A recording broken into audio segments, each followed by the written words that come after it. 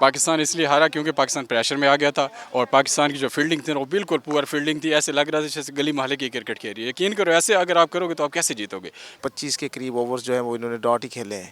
ٹھیک ہے, اگر اس طریقے سے ٹیم کھیلے گی تو یقیناً یہ چیمپئن ٹرافی پھر ہماری نہیں ہے.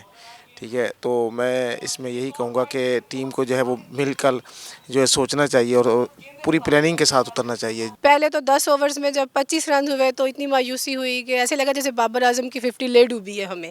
تو بہت بہت مایوس کن صورتحال تھی پاکستانی ٹیم کی.